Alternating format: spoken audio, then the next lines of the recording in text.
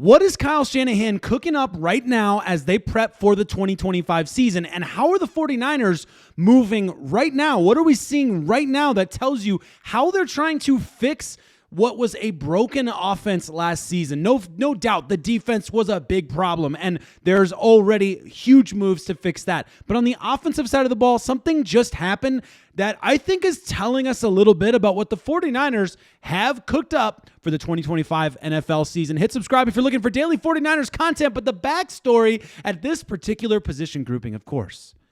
Financially speaking, the 49ers' biggest move in free agency pickups was Luke Farrell.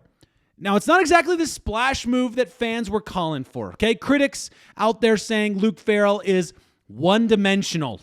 He's not good enough in the passing game to keep defenses guessing. He'll be great in run blocking, but is that enough for the $16 million price tag? Those are all fair critiques. Proponents of this move say flexibility to free up George Kittle from as many run blocking reps has its own benefits.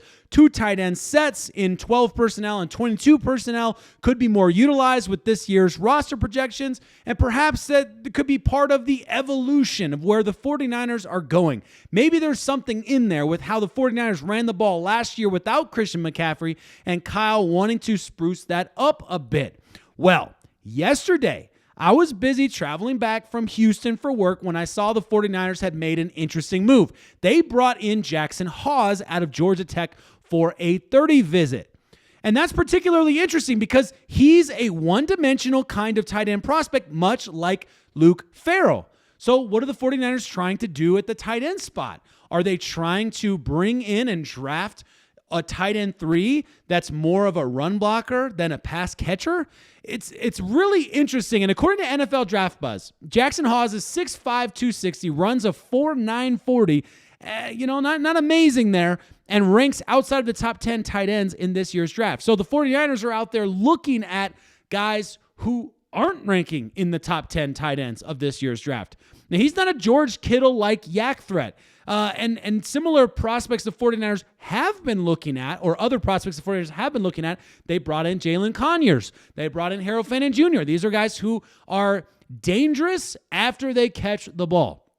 And the 49ers have brought in a different guy here, Jackson Hawes, who's a completely different type of tight end. He's more classic, not as much of a pass catcher. So what are the 49ers doing? Okay, who is this guy, and what does it tell us about how the 49ers are cooking up, and maybe what changes are going to be coming to potential personnel packages, percentage of snaps in those personnel packages, all of that in just a minute here. Let's start off with who this guy is. PFF lists him at 6'4", 260. They just put out their PFF draft guide, so on the official draft guide saying, which he made the draft guide, so that's a good sign, right? But blocking is bread and butter, good frame and weight for NFL blocking responsibilities, plenty of experience as a lead blocker from a wingback position, good approach to pass protection, high IQ blocker, lower body strength is NFL caliber. And, some folks have been looking for the future Kyle Juszczyk, right? And so, it's hard to hear things like, lead blocker from a wingback position and not think,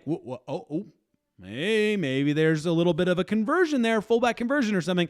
So maybe there's something there, I suppose. That could be it. And let me know in the comments, because this is one of those ones that I really want to know what you guys think, because I don't have my mind fully made up on this. I have some ideas about what I think, and I'll get into that in a minute, but I don't really know what the 49ers are planning on doing here. Are they just straight up like, we're going to draft a tight end 3, and this guy is kind of one of those late day 3 picks that we might go for if we don't get one of our other guys? I don't know. But they brought him in for a 30 visit, which I think by itself is really interesting. Okay. Just some other thoughts on there. Some of the weaknesses that are scouts have put out there for him: can dip his head a bit too much before a block, very limited experience and production as a receiver, has never had more than 200 receiving yards in a single season, lower than ideal catch percentages with and without contact. That being said, he does score high on a couple metrics, one of them being receiving grade versus single coverage and separation versus single coverage, where he rates very high. So, that's nice there. in terms of overall grade, he's not blowing anybody out of the water or anything like that. So here you've got Jackson Hawes out of Georgia Tech, 6'5", 260. What is it that the 49ers are doing by bringing this guy in? What is this a nod to a shift the 49ers might be making in offensive schemes? So I realized as I was thinking about this that there was something I had forgotten about.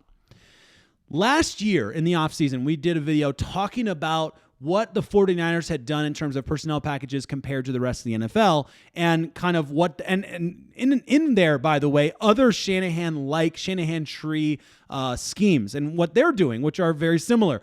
Well, interestingly enough, I had not ever compared, since the start of last season to now, I'd never compared how last year's snap percentages and personnel packages compared to this year, and doing that was really interesting. And let me get into that. So starting with 2 tight end sets, because if they're bringing in another tight end here, I'm assuming you've got Luke Farrell, you've got George Kittle. Are you looking at more 2 tight end sets? Are you looking for more 22? Are you looking for more 12?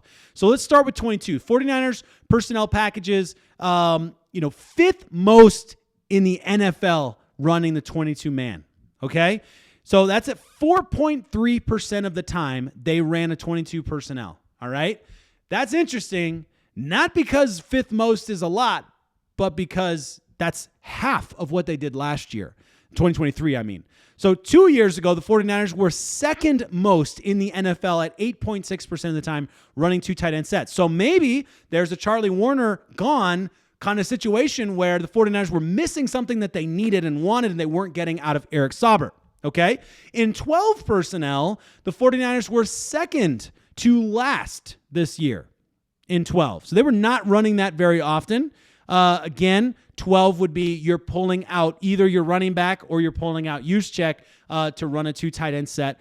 They did not run that much at all this year, running it 2nd to last, significantly down, by the way, from the previous year when they ran it quite a bit more. Again, Charlie Warner maybe being one of those big factors there, okay? Now, the 49ers spent most of their time, as most NFL teams do, in 11 personnel. So that's three wide receiver sets, okay?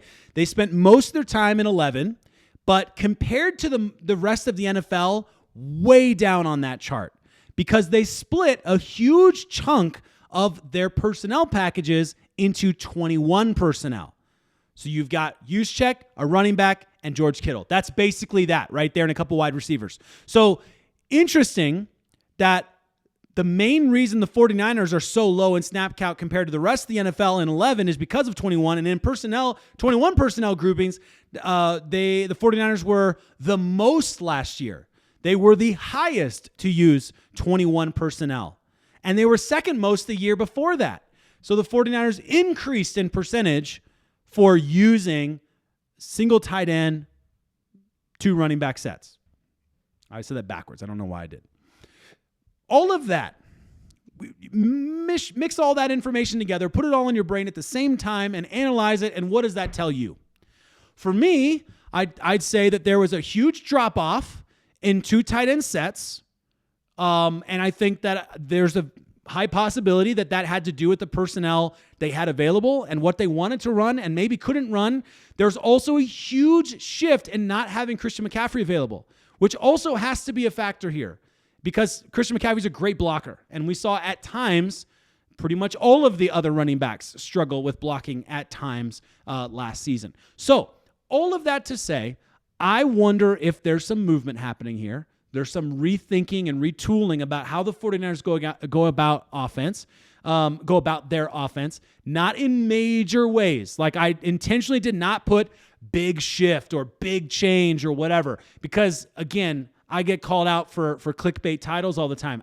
I don't think it's clickbait to say this is a fascinating move. I've been talking about it for 9 minutes and I could go on for another 20. I genuinely think it's a fascinating move. If you don't think it's fascinating, then I understand why you think it's clickbait, because you're like, well, that's not fascinating. He's lying. But I genuinely believe it's fascinating. So whatever. We can forget about that for a second. But I went out of my way not to say things like big change, because I don't believe there's a big change here.